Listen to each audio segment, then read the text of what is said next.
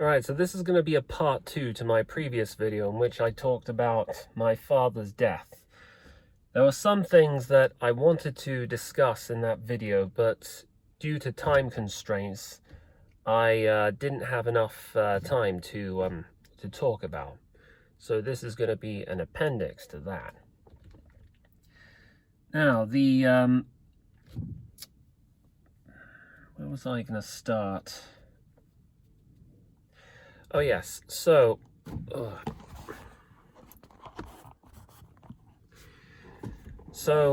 I'll start off by saying it's been months since we lost him. How do I feel now, and how did I feel back then about losing him? Well, everyone in my family was devastated, obviously. As I mentioned earlier, there's never a good time to lose your father. You only get one father in the world who you've known and seen your entire life. That is, for the vast majority of you who know him personally, who's had him available, and who've had good relationships with him. And to suddenly learn one day that he's not in your life anymore, all those little moments that you took for granted, that you thought would last forever, to find it's a long, steady process coming to terms with a monumental change like that. And even now, I would say it's still too early for me to say how I'm feeling, because grief is quite strange, and I think it varies from person to person. No two people are alike, I think, in their own subjective personal experience of coping with the death of a loved one. Thinking back, I remember a few years ago, back in February 2022, we lost, we used to have a dog. He was a white Labrador retriever. His name was Rolo, and he was very much a part of our lives and a part of our family as well. And we lost him, funnily enough, also to cancer. He lived to be 12 years old, which was, a dog's age, literally. He's most Labradors don't live beyond that age. Certainly not dogs of his breed in any case. And that was hard for all of us too. The day, it's funny now that I recall this, because again, the similarities with losing my dad are there as well. The day was sort of, actually no, hold on. I misspoke. There were, one day we discovered that that something was different about him. He was a lot less mobile. He would just lie sitting there motionless on his bed. He didn't have as much of an appetite anymore, and he appeared to be in pain. He didn't even have the energy to cock his leg while he was marking his territory. And I never really picked up on any of these little tells, of these signs that something was amiss at the time. But again, it wasn't until we gave him we took him to the vet, and we found out that he was seriously ill. It wasn't until then that it dawned just how serious it was. I guess you kind of take it for granted that a dog will be with you forever until you realize he's 12 years old. That is the expected age that most dogs, most white Labradors in our case, live up to. It would be more surprising if he didn't. I mean, all people reach their limit at a certain age. What difference would it make if it was a year from now or a year in the past? There has to be one. And it just so happened that day, that month, early 2022, was his. There were various stages where we thought that they were going to treat him and help him make a recovery. There were times when we were optimistic and hopeful about getting him nursed back to health, because he was such a good boy. I have so many happy memories. The great thing about owning a dog is that people can be dickheads sometimes. I really don't like most people, but dogs, they're amazing. Dogs can love you unconditionally in a way that most humans can't. As long as you feed them, as long as you see to their basic needs, like making sure they have enough room to run around and play, as long as you take them on lots of walks regularly, dogs are always there, and they're not shy of physical contact either. Unlike cats, we actually do have a cat, by the way, but I'll probably talk more about her in a different video. And seeing him as he was in his final moments, in pain, the area, incidentally, where the tumor was growing had been completely shaved. One of his legs was bandaged, and he just wouldn't eat. He wasn't hungry, which was completely unlike him. We tried feeding him crisps, we tried feeding him lots of things, but those instincts in his doggy brain just weren't switch off. It was very sad. So we had him put down, and again, we all, much like with losing Dad, we all gathered around him as he drew his final breath. And it's very much a similar story, because all my sisters were in tears. And I opened up this video because I wanted to talk about grief and the various different processes that it entails. Now, I would say I tend to take quite a detached view from life and death. I'm not sure why this is. I think it's because, well, for the past 10 years of my life, I've never felt like I had a full sense of control or an internal locus. I've always felt like life can be chaotic, turbulent, and unpredictable, and there are many things that happen despite your best attempts to keep them in check or in control. There are many times where, honestly, I felt, I want to be careful about using this word because YouTube can be quite censorious with the kind of language you bring up, but there were times when I just wanted to end it all, and I got so frustrated and sick and tired. And I have been in and out of depression for many years, so maybe that is why I tend to take quite a detached view on life or death. It may be one of the reasons why I felt somewhat numb, or I felt a sense of serenity and acceptance in the wake of losing both my dog and my father. But obviously, I still grieve. And one of the ways I remember that I knew I was in grief is that one night, many months later, after we lost Rolo, as I was making my way down the stairs in the middle of the night, even though I couldn't see where I was going, I was treading very carefully down the stairs because I kept thinking, I got to be careful, I'm going to make sure I don't tread on Rolo. And then it snapped, and I remembered, no, Rolo's not with us anymore.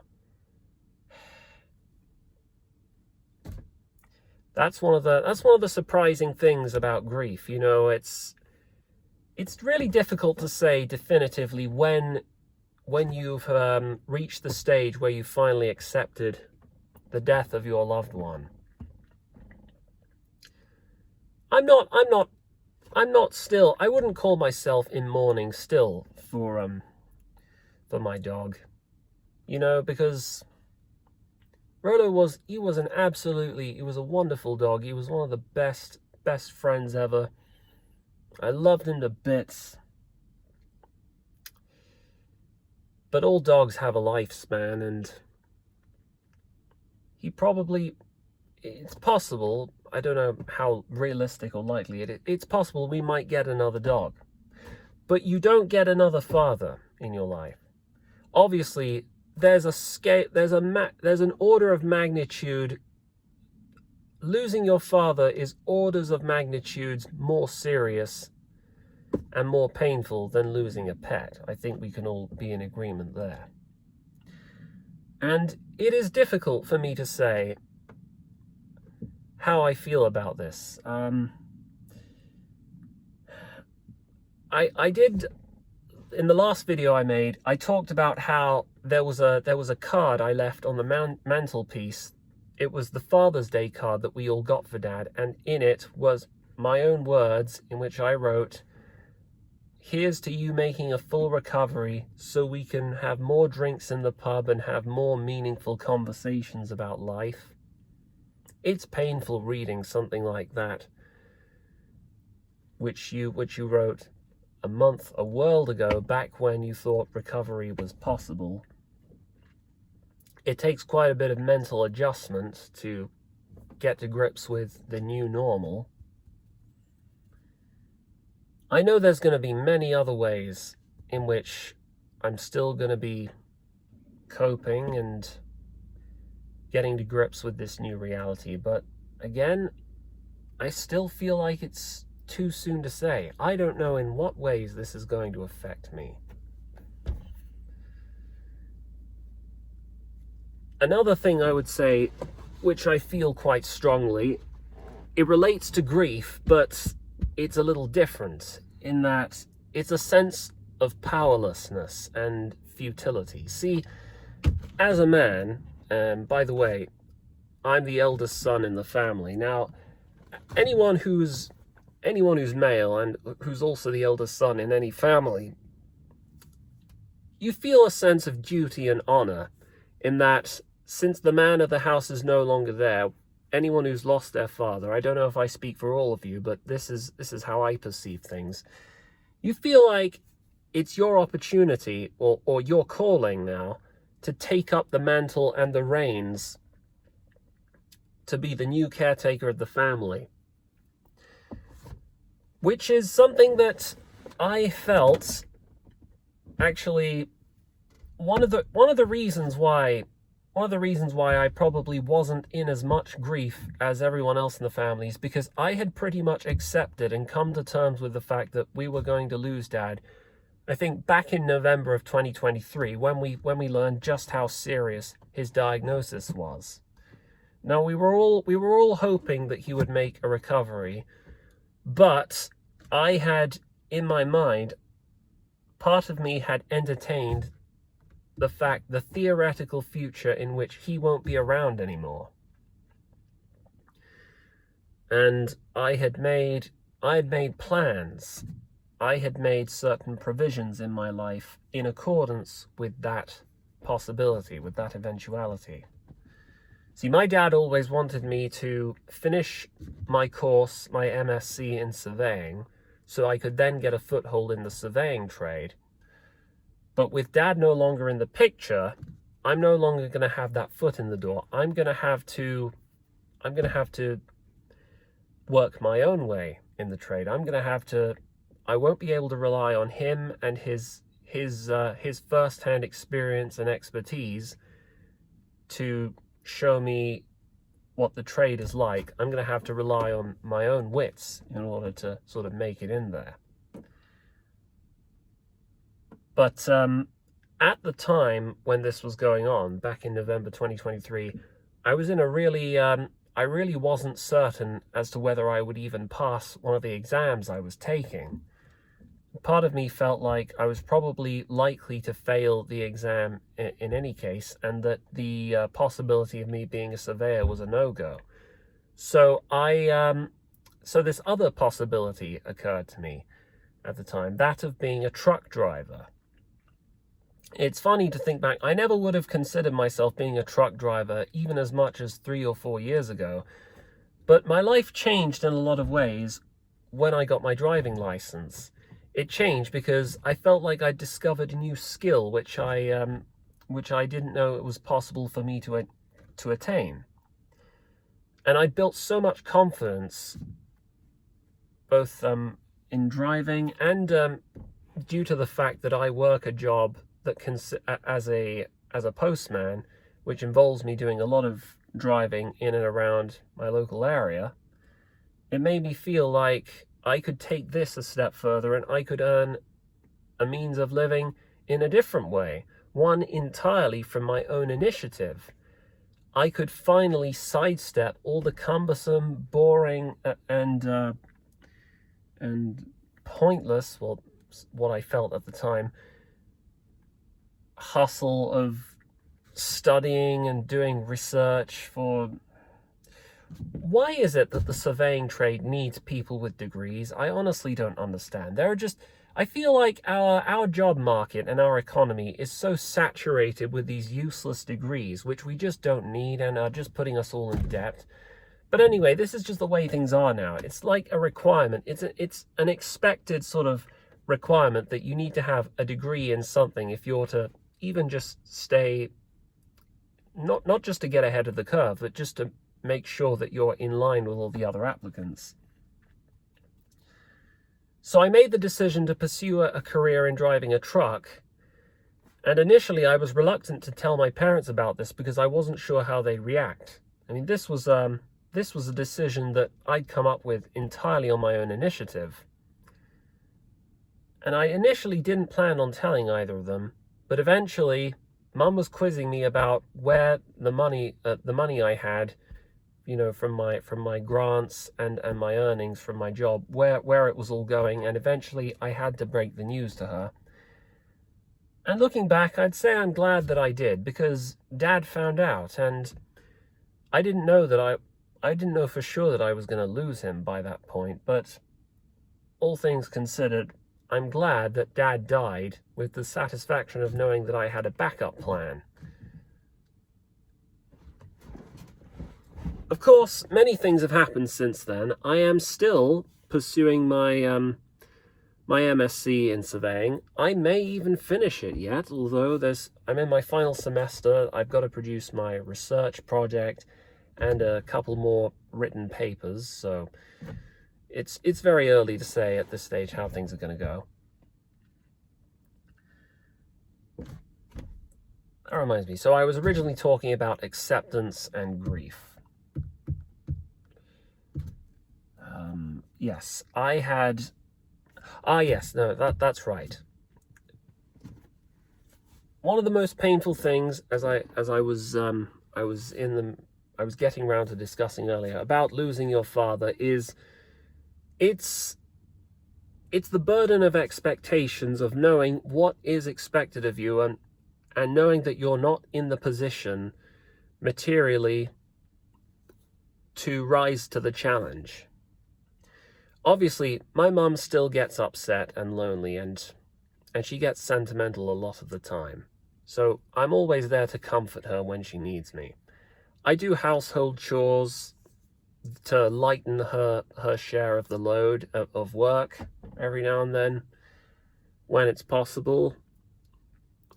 I pay stuff like rent, you know, all the things that Dad would have been expected to do back in his prime. I do my fair share of that. But I can't be the one to lift my own family out of poverty. I can't do that on the hours, on the pay that I make, and on the rigidity of the contract that I currently earn. And more than anything, I just don't have the sort of temperament, you know, to commit myself to working a grind, an insane amount of hours and work that would theoretically turn out a large enough profit for all of us to stay head above the water. It's a lot to be expected, and there are some men are capable of that. There are some men who are completely ruthless, who would get bored and frustrated if they had nothing to do in their lives. But I'm just not like that, and I never was. My dad was somebody who he got laid off the first time he got a professional white-collar job. I think he originally started in sales, but then he decided he'd had enough of taking orders from a boss, and he wanted to do things his own way, so he founded his own business. And for a while, it was really successful. And I think in the very early stages of me being alive, especially in the mid to late 90s and early 2000s, we enjoyed a very comfortable middle-class lifestyle. We didn't really want for much yet. Everything was okay up until around 2008, the financial crash. And we were okay, largely thanks to, well, of course, the economy was good. I think lots of people have a story that's similar in nature to mine. But we wouldn't have been able to pull it off without his enterprising spirit, his joie de vivre, his dependability, which he had for many years, and there was a lull in our there was a lull in our finances and our productivity after 2008, because it took Dad a long time to accept that his business just wasn't turning a profit, so that he had to improvise and change horses midstream, so to speak.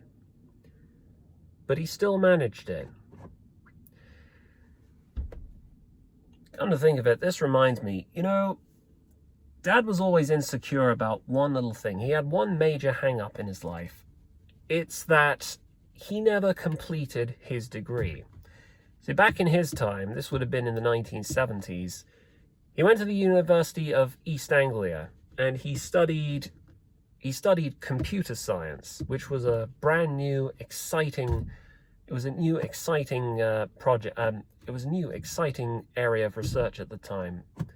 It was when computers, I think, desktop computers were just sort of round the corner. It was a very new field. Most people had never heard of it. But even though higher education was just being sort of doled out to the point where people from poorer families could now afford to go there, and governments were beginning to issue loans and scholarships, he never completed his degree. And he'd always been quite sore and hung up over it. This didn't affect his chances at finding employment by any stretch of the imagination. I don't think the economy was that demanding or bitter about things like that. The rules, it was a very different time. he was pretty lucky. It's hard to definitively say which generation has more struggles compared to the other, but back in his time, higher education cost, well, it was nothing like it is now. There was no pressure where people felt that they needed to go to higher education just so they could get better jobs. So it was very much the sort of thing that you did if you felt like it, and Dad went into it with I don't know what his expectations were, but he always felt hard done by due to the fact that he never completed his degree in computer science. And looking back, I would say I certainly didn't enjoy my experience going to university. I remember there were many times where I wanted to quit and drop out because I wasn't getting any of the things that I wanted from my degree. I didn't feel like I was learning anything practical that would serve me in the real world. But I had this burden of expectations, and both my mum and dad were pretty insistent that I completed. And I see now why that was. I believe in large part it was due to Dad's personal regrets stemming from the fact that he had never finished his degree, and it haunted him, and he would not allow the same thing to happen for his sons. And while he did feel upset about this, it's generally agreed that he had compensated for this. He had finally overcome this by completing his RICS SAVA course, the course in surveying, which I talked about last time, at the age of, I think, 66 or 67, and he found a new career as a surveyor, and he founded his own business. It was largely a one-man show, but But he still managed it, even at his age. So even at that age, he still had, he still had a sense of spirit. And I wonder if I have that. There are lots of things I deeply regret about the fact that there are lots of things about my dad which part of me wishes that I'd had, but I don't seem to have inherited. One of which is, Dad had plenty of hard times in his life. There were lots of times where bad things happened to him, but he didn't really take life seriously, not in the same sense that I did. If there were stressors, bad things happening in his life, I don't sense that they affected him in the same way that they affect me. Well, he certainly wasn't lacking any excitement in his love life. I think he had he had 7 different girlfriends over his time, and he did manage to settle down on one of them. Very different story to me. I'm thinking I might make a video in which I talk about my experiences with the opposite sex and the modern dating economy. And his life wasn't complicated by the abundance of technology and social media back then. It was a very different world, and part of me wishes that I got to experience it for myself.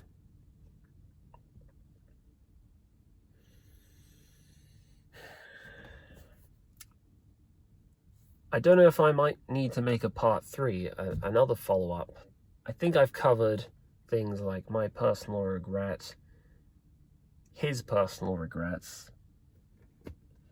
I guess I'll conclude this by saying, on the one hand, I accepted that we would lose Dad many months before we did. I wasn't broken down into grief like many of us in the family was. In fact, I volunteered to give the eulogy speech at the funeral. My voice didn't crack or break once. I made a lot of people laugh. Lots of people congratulated me and said how proud they were of me giving that speech. It was a mess putting the speech together, because all of us, the children and Mum, we all fought bitterly and fiercely over which parts we wanted to retain and which parts we wanted to change and remove from the speech, and we had to make sure we had to contain all the important necessary details within the right time frame, because we weren't allowed to go over the time limit. But delivering the speech was never a problem for me, because I've always enjoyed giving speeches. I'm sure Dad would have been proud if he'd seen the speech that I gave. But it wasn't really a challenge for me, because I've never been afraid to give a speech in front of a large audience. However, while that may be one of my strengths, there are numerous other strengths which I lack, and there are other character deficiencies which I don't think I inherited from him. And as I've said before, there may well be a hidden secret layer, an undertow of grief and uncertainty deep within me that I haven't personally taken time to explore. There may be a feeling of regret about losing my father, because no one is unaffected when they lose their father. I just don't know what it is, though, or what this grief looks like, because I'm still just taking each day at a time. I'd say I feel more regret at my own personal failings than grief, I would say, because he was in my life for quite a long time, and looking back at the times when we were together, honestly, there's nothing I'd say that I would do differently or not do, because I never once I never once... I always let him know that I appreciated him. I teased him and argued with him a lot, but it was all in good fun, and it was never vindictive or out of spite. If I had a time machine where I'd travel back and have more conversations with him, I don't even think I'd bother using it, because what would I do differently? And honestly, my answer is nothing. Time is linear and it only moves forward in one direction.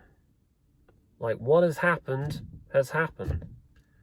There are things in the past that I wish I could... There probably are things in the past that I wish I could undo or change. But I'd say, with respect to looking after Dad and spending more time with him, I did all I could, and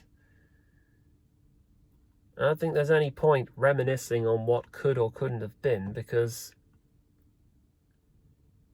everything's happening the way it should. As more or less from my perspective. Alright, I gotta end the video now, because it's been over half an hour, and I got to collect from the rest of the business firms. So I'll catch you guys later.